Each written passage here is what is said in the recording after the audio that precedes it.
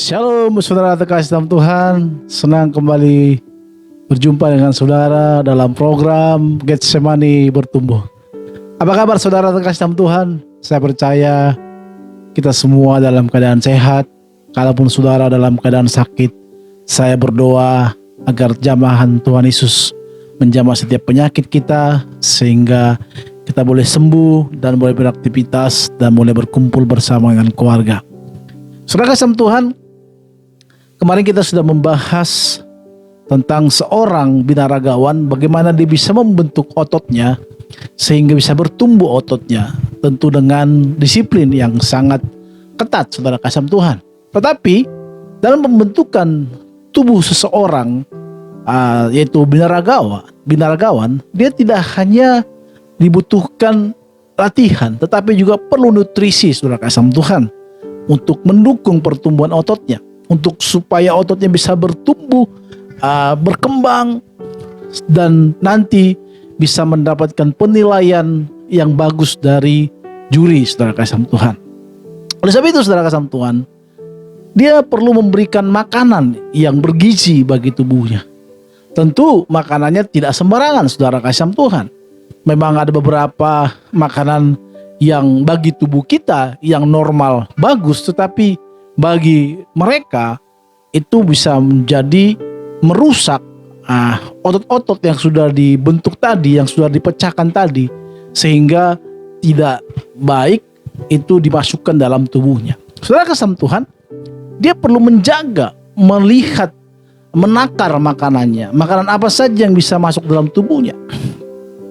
Dan itu harus secara ketat. Kalau tidak, saudara kasih Tuhan, itu akan menjadi sia-sia latihan dia yang telah dilakukan mungkin sudah lama atau berjam-jam, karena makanan itu merusak tubuhnya dia, dan atau bisa itu mengembangkan lagi otot yang bukan dia bentuk, malah otot yang tidak dibentuk, termasuk perutnya, saudara kasih Tuhan, karena sangat sulit sekali untuk membentuk perut itu. Maka perusahaan Tuhan, dia perlu memberikan makanan yang baik bagi tubuhnya. Demikian halnya, saudara kasih Tuhan, di dalam kita yang mengiring Tuhan. Tuhan mau kita bertumbuh. Tuhan mau kita tidak jadi terus menjadi anak-anak yang hari ini masih terus dikasih makanan merengek-merengek seperti anak kecil. Saudara bisa bayangkan gak sih, kalau umpama usia kita sudah mencapai usia dewasa atau mulai tua, tetapi kita masih merengek-merengek gitu kan. Kita masih ngambekan seperti anak kecil. Terus makanannya masih makanan-makanan yang harus di blender. Kalau anak saya itu sampai sekarang masih suka di blender makanannya. Kalau enggak dia tidak mengunyah gitu ya. Jadi demi nutrisi tubuhnya yang bagus, maka semua makanan itu kita blender, baru kita masukkan, kita kasih ke dia gitu. Entah bagaimana caranya, didorong pakai air. Yang penting dia harus masuk nutrisi ke dalam tubuhnya, saudara kasih Tuhan. Bayangkan bagaimana keadaan itu. Tentu kita seorang yang dewasa, rohani atau dewasa, tentu kita harus membuat makanan itu yang keras pun kita makan, ya kecuali meja ya. Yang keras pun kita makan, karena dalam makanan yang keras, yang kuat, kadang ada kenikmatan sendiri, saudara Tuhan. Contohnya ada makanan seperti kepala ikan. Saya paling suka kalau makanan ikan, saudara Tuhan. Paling kepalanya itu bisa di kepalanya dihisap ya. Itu seperti ada satu kepuasan tersendiri pada saat saya menghisap kepala ikan gitu ya, saudara Tuhan. Itu sangat suatu kenikmatan gitu. Saudara kasih Tuhan, tetapi anak kecil tidak mungkin melakukan itu. Tidak mungkin. Maka Tuhan mau kita bertumbuh, saudara kasih Tuhan. Tuhan mau kita dewasa. Tuhan mau kita tidak menjadi anak-anak terus. Tuhan tidak mau kita tidak menjadi setiap hari makanannya makanan yang bubur, yang di blender. Tetapi kita harus makan sendiri. Kita harus bisa menjadi dewasa. Karena orang yang dewasa lah yang akan diperkenankan Tuhan di dalam perkenanan dalam hati Tuhan. Tidak anak-anak anak-anak yang masih sudah dewasa, tapi anak-anak tentu tidak diperkenankan Tuhan, saudara sama Tuhan. Oleh sebab itu, maka kita, saudara kasih Tuhan, dibutuhkan suatu kedewasaan. Nah, dan juga nantinya pada saat Tuhan datang kedua kalinya, tentu orang-orang yang dewasa yang dipersunting, karena Kristus mengatakan bahwa dia adalah mempelai dan kita adalah mempelai wanitanya. Saudara kasih Tuhan, tidak akan ada mempelai wanita akan dipersunting mempelai pria apabila dia masih anak-anak. Saudara kasih Tuhan, bagaimana kita menjadi seorang bertumbuh? Alkitab katakan dalam Yohanes 4 ayat 34. Di sana dikatakan bahwa makananku adalah melakukan kehendak Bapa, kata Yesus. Jadi saudara Tuhan, salah satu cara kita untuk bertumbuh salah satu caranya untuk kita bertumbuh adalah dengan memasukkan nutrisi ke dalam tubuh kita. Ke dalam rohani kita, saudara Tuhan. Ke dalam rohani kita. Kita harus memasukkan itu. Apa? Makanan kita Yesus adalah melakukan firman Tuhan. Jadi firman Tuhan itu harus menjadi pertumbuhan kita. Firman Tuhan itu bagi cara, saudara Tuhan. Ada melalui firman Tuhan yang kita baca. Ada juga melalui khotbah-khotbah pendeta. Kalau sekarang ada YouTube, saudara Tuhan, yang saudara-saudara bisa dengarkan khotbah pendeta siapa saja yang saudara mau sukai. Nah, saudara Tuhan, oleh karena itu salah satu caranya kita bertumbuh adalah firman Tuhan dengan cara membacanya dan mendengarkannya lewat penyampaian pendeta. Ada orang mengatakan, ngapain kita ke gereja? So juga saya bisa membaca kitab sendiri. Ya betul. Tetapi ada halnya pengilhaman itu artinya ada hal sesuatu yang disampaikan oleh Tuhan melalui hamba-hambanya, melalui pendeta-pendeta, melalui pelayan-pelayannya. Jadi perlu juga kita, saudara Tuhan, mendengarkan khotbah-khotbah. Itu juga firman Tuhan, saudara Tuhan. Maka kalau kita mau bertumbuh, salah satunya adalah mendengarkan firman Tuhan lewat pembacaan kita, entah itu renungan harian, entah membaca Alkitab, atau lewat juga khotbah-khotbah yang disampaikan oleh pendeta, atau lewat komsel-komsel, sharing-sharing yang kita lakukan. Dan juga banyak hal yang mungkin kita lakukan yang membahas tentang firman Tuhan. Itu adalah salah satunya bagaimana kita bisa bertumbuh, saudara terkasih dalam Tuhan. Yang kedua, saudara Tuhan, bagaimana kita bisa bertumbuh? Tentu lewat disiplin-disiplin rohani, saudara terkasih dalam Tuhan. Disiplin rohani seperti apa? Seperti berdoa, seperti membaca Alkitab, seperti kalau berpuasa mungkin saudara mau kuat mungkin. Itu disiplin rohani yang perlu kita lakukan, saudara Tuhan. Suatu ketika saya harus membaca satu buku, saya lupa judulnya.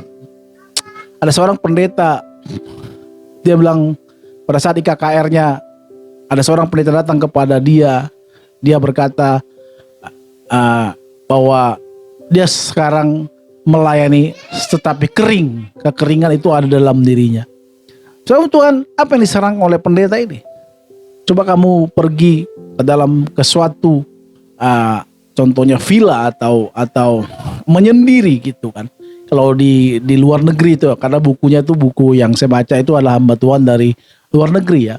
Dan dia bilang sarankan untuk seperti itu. Coba kamu di sana berpuasa dan berdoa. Saudara Tuhan, dia lakukan itu. Dan 3 hari kemudian dia datang kepada pendeta dan dia merasakan ada pemulihan, ada gairah yang baru yang didapatkan lewat persekutuan itu. Saudara Tuhan, maka perlu juga kita bermeditasi dalam untuk memberikan nutrisi dalam diri kita. Jadi disiplin rohani ini perlu kita terapkan dalam diri kita. Supaya apa? Supaya iman kita makin bertumbuh dan tidak hanya stuck di situ-situ saja, saudara Tuhan. Kita menjadi dewasa, kita menjadi yang lebih kuat lagi, saudara Tuhan. Maka kalau seorang juga tidak melakukan itu, disiplin rohani ini, saya percaya tidak akan pernah bisa mencapai satu pertumbuhan, saudara Tuhan. Tidak akan ada mungkin. Kalau saudara jarang berdoa, jarang baca Alkitab, jarang mungkin melakukan puasa pun jarang gitu. Kalau ada orang yang nggak mau puasa karena ada sakit mah gitu. Tapi oke lah, doa dan baca firman Tuhan, mendengarkan khotbah-khotbah tidak pernah. Saya percaya saudara tidak akan pernah bisa bertumbuh dalam Tuhan. Dan saya sampai sekarang pun masih saya baca mendengarkan pendeta-pendeta yang berkhotbah yang saya senangi gitu. Karena khotbah ini juga bisa membuat saya, menambahkan iman saya, menguatkan iman saya, menegur saya gitu. Jadi tidak ada firman Tuhan yang tidak bermanfaat bagi tubuh kita. Pasti bermanfaat bagi tubuh rohani kita. Maka saudara Tuhan, kita perlu mendisiplin diri kita untuk dalam hal rohani. Supaya apa? Supaya iman kita bertumbuh. Selanjutnya saudara Tuhan, lewat apa pertumbuhan iman kita? Lewat masalah, saudara. Maka saudara Tuhan, kalau ada persoalan dalam hidupmu, saat itu kau sedang dalam masalah besar, jangan buru-buru tengking, saudara Tuhan. Tetapi coba renungkan, lewat masalah itu pasti ada cara Tuhan, di mana Tuhan berbicara untuk kita. Karena itu juga saudara Tuhan, nutrisi bagi tubuh kita. Masalah itu obat bagi jiwa kita, saudara Tuhan. Masalah itu supaya nutrisi bagi jiwa kita. Pada saat ada masalah dalam diri kita, disitulah kita bisa menerapkan apa yang telah kita baca tadi, firman Tuhan. Kalau kita contohnya dalam kekhawatiran, dalam kesusahan, kita ingat firman Tuhan. Jangan kamu khawatir, burung di udara saja Tuhan pelihara. Memang tidak gampang langsung kita gampang untuk mengaplikasikannya dalam tubuh kita, dalam tubuh rohani kita enggak, dalam pikiran kita enggak. Itu pasti ada perlawanan, enggak mungkin, bagaimana mungkin? Saya ini sudah di PHK, saya ini sedang punya masalah yang besar seperti sekarang. Itu enggak mungkin ini terjadi ini. Justru di situ saudara kasih Tuhan, saudara bisa mengaplikasikannya. Di saat ada perperangan itu, saudara menang di mana? Maka kalau saudara bisa mengaklukkan pikiran saudara, memasukkan firman Tuhan ke dalam tubuh kita, dalam pikiran kita, dalam kerohanian kita, maka itu menjadi nutrisi dalam tubuh kita. Itu menjadi kekuatan dalam hidup kita. Maka saudara Tuhan, kita akan bergairah selalu untuk mengikut Tuhan. Maka kita tidak ada rasa untuk kesusahan, seperti merasa hidup tidak berarti. Kenapa? Karena firman itu yang membuat kita menjadi bergairah kembali. Saudara kasih Tuhan, ketiga hal ini yang membuat kita bisa bertumbuh. Jadi saudara kasih Tuhan, mana pilihan sekarang ada di kita?